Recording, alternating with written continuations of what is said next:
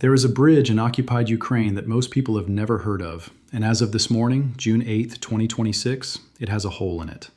Not a metaphorical hole, not a diplomatic crack, a physical structural breach in the deck of the only direct road connecting occupied Crimea to the rest of the Russian war machine. The Chonhar Bridge, sitting on the narrow land corridor over Lake Sivash that stitches the peninsula to the occupied south, took a hit overnight. Traffic stopped, the checkpoint shut, and somewhere in Moscow, in a ministry that tracks logistics rather than headlines, someone stared at a map and felt something shift beneath their feet that had nothing to do with the explosion itself. Because here's the thing that most people reading this headline will miss entirely. This was never really a story about a bridge. A bridge is infrastructure. Infrastructure gets repaired, crews get sent, concrete gets poured. A month later, the trucks move again, and everyone who celebrated the strike has mostly moved on. The story is not the bridge.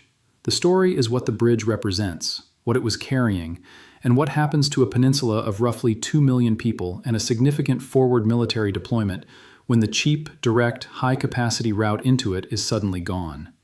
Even temporarily, even for a few weeks.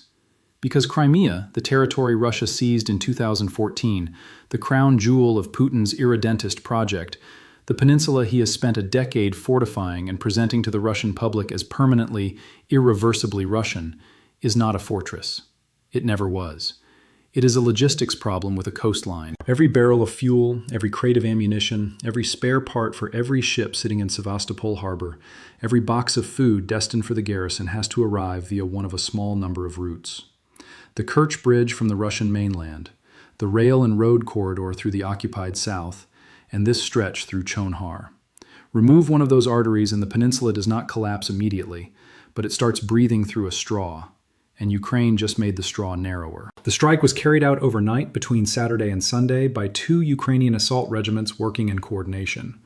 The unit named after Dmytro Kotubalo and the regiment operating under the designation 9.2, and they did not use a cruise missile. They did not use a long-range artillery system. They used drones, Ukrainian-built drones. Specifically, a Firepoint FP2 and a weapon called the Behemoth, a loitering munition that was publicly unveiled only a matter of weeks ago, and had, until this weekend, never been used in a live combat operation. The Behemoth carries a high-explosive warhead in the nose and a thermobaric charge mounted behind it. It has a flight range of approximately 300 kilometers, and it navigates to its target autonomously.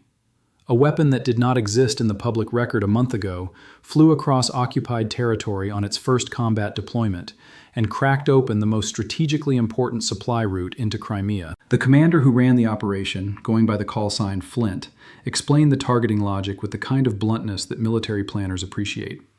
That bridge was the only way the Russian forces facing his regiment could move personnel, shells, and fuel, so they took the only way. The Russian-installed governor of the occupied region, Vladimir Saldo, confirmed the damage himself, and that confirmation matters. Occupation officials do not acknowledge operational failures unless the smoke is too thick and the footage too widely circulated to deny. He acknowledged that traffic through the Jankoy checkpoint had been suspended for safety reasons and directed drivers toward alternate crossings further west at Armyansk and Perekop. Russian military bloggers, the pro-war accounts that spend their days reframing every setback into a strategic masterstroke, quietly admitted that repairs could take up to a month. A month. For a peninsula that operates on a just-in-time logistics model sustained by truck convoys moving through a small number of checkpoints. Now, the instinctive response when you hear the word rerouting is to minimize it. So what? The trucks go around. They take a longer road, they add some time, they add some fuel, they arrive a day later. That is not nothing, but it is manageable. Except that is not actually what is happening. The detour adds approximately 130 kilometers per trip, more fuel consumed to deliver fuel, more hours on exposed roads. And here is the part that most coverage is not dwelling on enough. Those longer, exposed stretches run directly through terrain where Ukrainian drone operators have already established patterns of surveillance and interdiction. Ukraine did not just close a door with this strike. It funneled every Russian resupply convoy into a longer corridor and then positioned itself to watch everything that moves through it. The bridge was not the target. The bridge was the mechanism that redirects everything Russia needs into a more visible, more vulnerable, more huntable route. That is a different kind of military thinking than blowing something up and declaring victory. And then there was the moment, brief but impossible to ignore, when the Kerch Bridge flinched. For approximately 1 hour on Sunday, road traffic on the Kerch Bridge, the structure Putin personally drove a truck across during its inauguration ceremony, the bridge that is supposed to be the physical and symbolic proof that Crimea is Russian forever, was shut down. An hour. Not a strike, not confirmed damage, a precautionary closure, a reflexive pulling back. But the Kerch Bridge closing for any reason, under any circumstances, for any duration, tells you something about the psychological environment inside Russian military planning right now. When the symbol of permanence becomes something you temporarily close because the operational situation makes you nervous, the permanence is already partially hollow. The people watching from inside Russia notice that. The planners in Sevastopol notice it. The garrison on the peninsula notices it. Symbols matter in this conflict in ways that do not show up in any damage assessment. But pull back from the bridge entirely. Because the bridge is one move, and the move only makes sense when you see the pattern it belongs to. Ukraine has not been trying to win this war on the front line for some time now. Because on the front line, nobody is winning. The line around Pokrovsk in the east, where the fighting has been most sustained and most brutal over the past year, has barely moved in any direction that changes the strategic picture. Both sides are absorbing casualties at rates that would have generated international emergency summits 2 decades ago, and the map barely twitches. The drones have made open movement close to suicidal. The artillery density on both sides has turned the forward edge into something that consumes men without producing territory. The front has congealed. Ukraine recognized that and went looking for a different war to fight. The war it found runs on diesel, on rail schedules, on refinery output, on the price of oil, and on the distance between where fuel is produced and where it is consumed. The rear, the supply lines, the infrastructure, the money. And over just the same stretch of nights that produced the Chonhar strike, Ukraine reached more than 1,000 kilometers into Russia. Drones struck naval arsenals and bases around Kronstadt, the fortress island that guards the approaches to St. Petersburg, Putin's hometown. An oil depot near Lubinsk in the Krasnodar region caught fire, and Russia's own defense ministry announced it had intercepted 376 drones in a single night, more than 140 of them over the Leningrad region alone. Read that number the way Moscow intended it, as a demonstration of defensive capability. We stopped 376. Then flip it over. To intercept 376, you needed 376 in your sky, over your second city. On the weekend, your government was hosting a major international economic forum designed to project stability and attract foreign investment.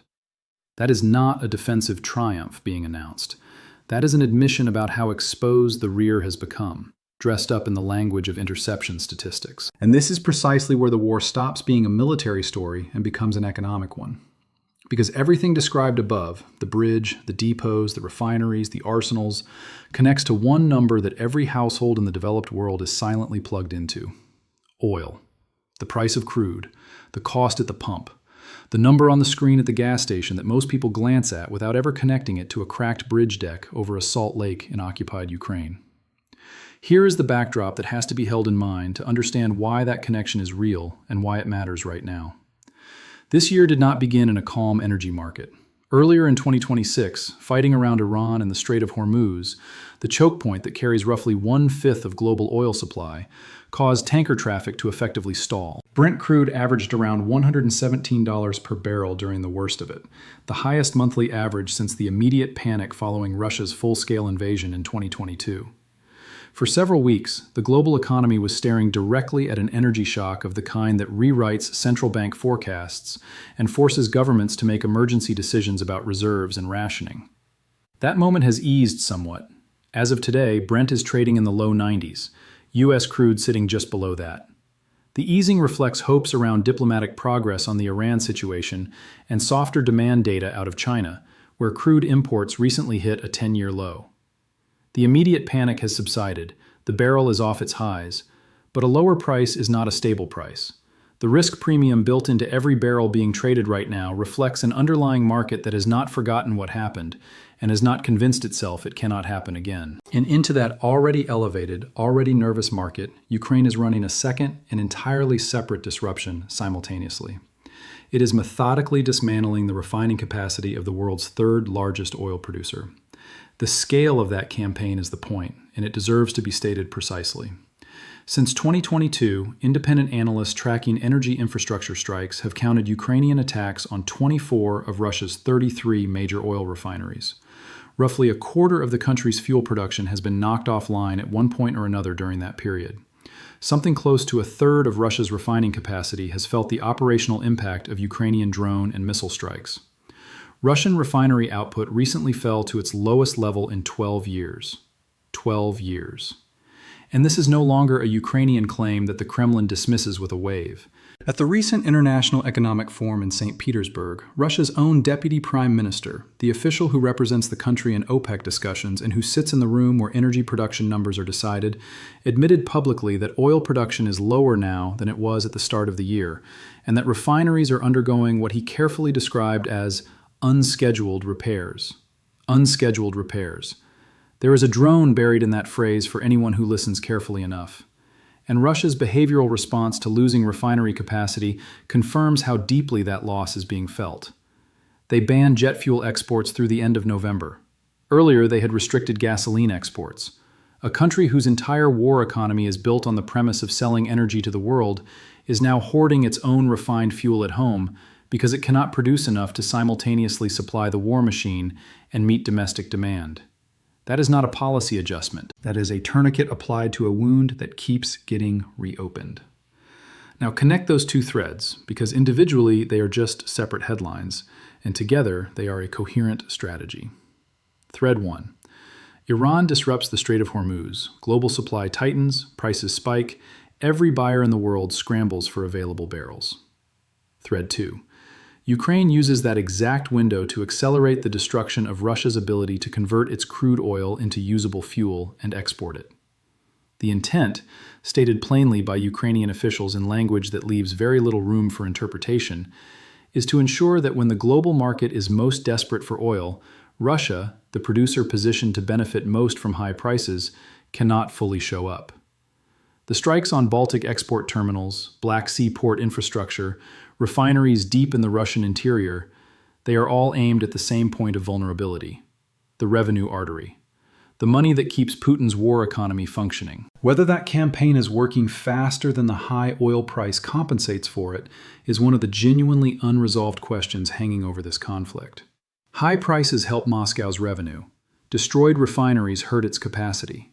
Both forces are pulling against each other in real time, and the balance shifts week to week. Nobody has a clean answer to which force is currently winning.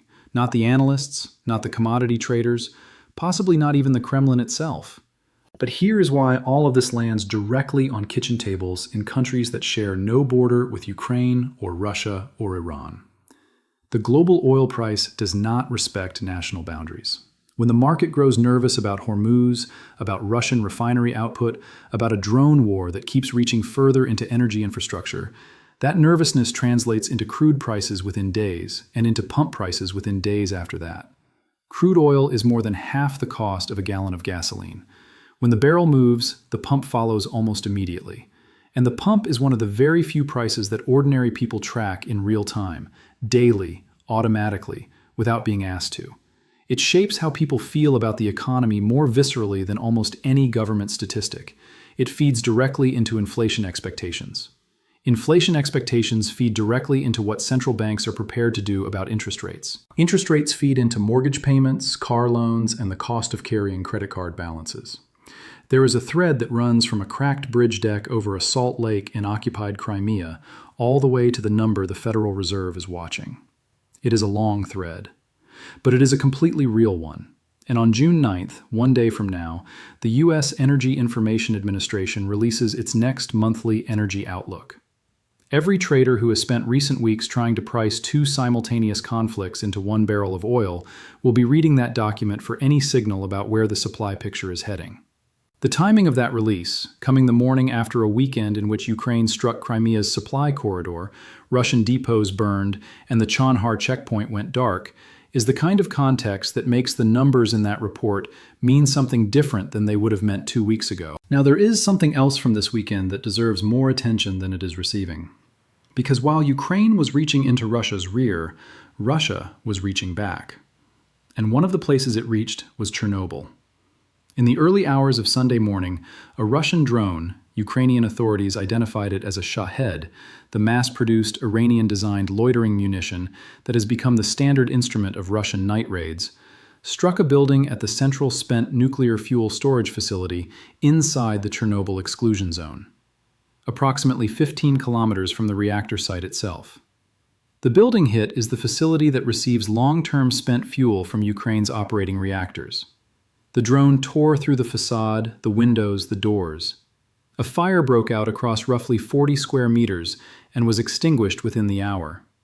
Precision matters here because this is the kind of story where imprecision causes unnecessary alarm. No spent fuel was being stored in the specific building at the time of the strike. No one was killed or injured. Radiation readings at the site remained at normal background levels. The Ukrainian authorities verified this.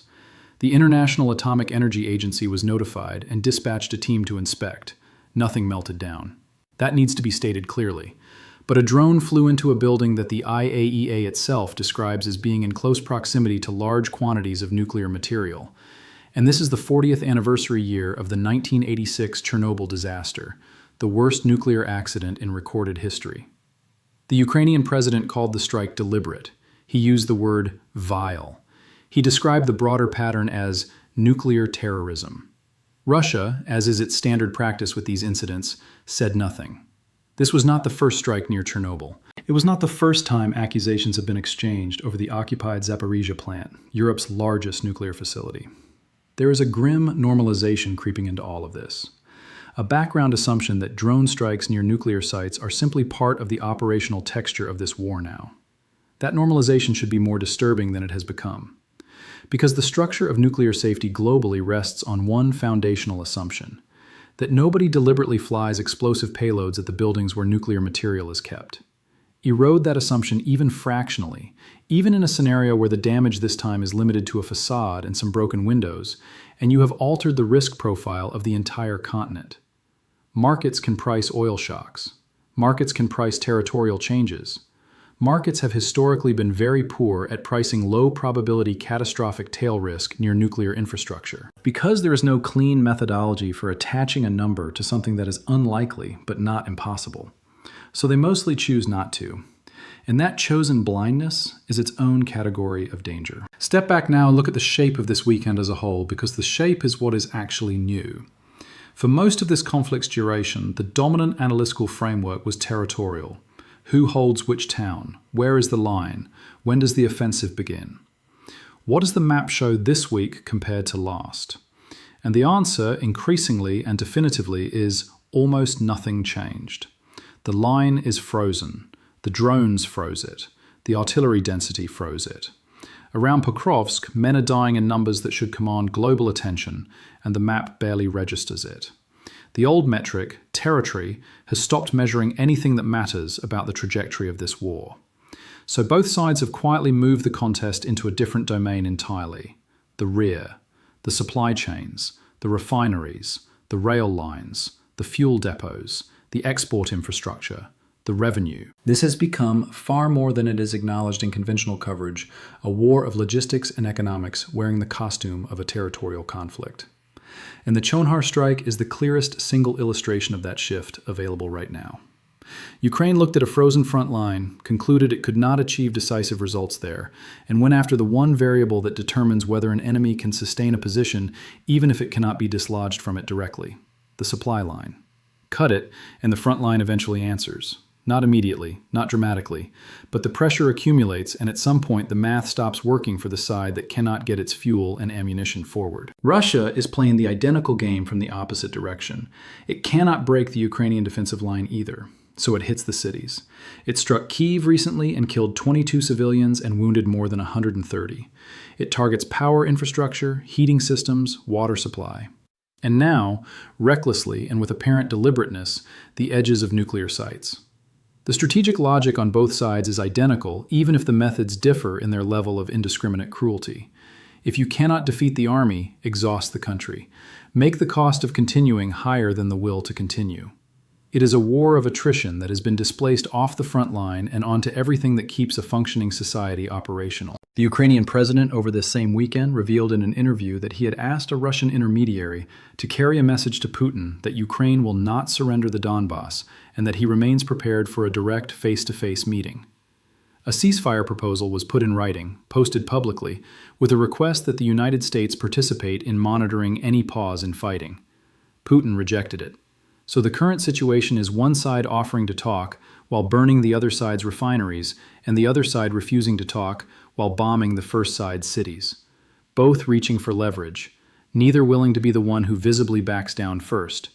And the oil market sitting between both of them, trying to price a conflict that could resolve into cheap Russian crude flooding the global market, or escalate into further refinery destruction and a tighter supply picture, without any reliable information about which way it is actually heading. That tension is present in every oil price chart being read this morning.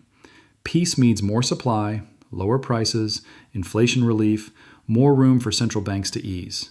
More war means more disruption, a higher floor under crude, stickier inflation, and central banks that have to maintain a defensive posture longer than their economies would prefer. The barrel is, in a very concrete sense, a running bet on whether two leaders ever agree to sit across a table from each other. In this weekend, with the Chonhar Bridge down, fuel depots burning, a drone inside the Chernobyl exclusion zone, and the ceasefire proposal rejected, the bet moved a little further from peace. Here is where things actually stand as of June 8, 2026, stripped of narrative and stated plainly. Ukraine made Crimea meaningfully harder to supply this weekend. That is not in question. The bridge is real, the detour is real. The 130 extra kilometers per resupply convoy are real. The broader systematic campaign against Russian refining infrastructure is real, documented, and showing up in Russia's own export bans and its own deputy prime minister's language. What cannot be stated with confidence, what nobody with genuine analytical credibility can tell you right now, is whether all of it is enough. Whether the speed at which Ukraine is degrading Russian logistics is faster than the speed at which the war is exhausting Ukraine itself. Whether a month of disrupted Crimean supply routes translates into operational consequences on a timeline that matters. Whether the refinery campaign is draining Putin's war chest faster than high oil prices are refilling it. Those questions do not have answers yet. The honest position is uncertainty, and the dishonest position is false confidence in either direction. What can be said is this: the decisive engagements of this war in 2026 are not happening where the cameras and the maps are pointed. They are happening in fuel gauges, in refinery output statistics, in the extra hours a truck driver spends on an exposed detour road, in the language a Russian deputy prime minister reaches for when he needs to explain why the refineries are not running at capacity. The bridge over Lake Savash is a piece of that picture, one piece, but it is a piece that connects directly to the price of oil, to the cost of holding a peninsula, to the question of whether the arithmetic of this occupation still works when the cheap route in is closed. And somewhere at the end of that chain, connected by a thread most people never trace, is a number at a fuel pump that has nothing written on it about Ukraine or Crimea, or a drone called Behemoth making its combat debut over a salt lake in the dark. The question that actually matters is not who holds Crimea today. The question is who can still afford to hold it a year from now, and whether by the time that answer becomes clear, the rest of the world will have already been paying part of the bill without ever having been asked.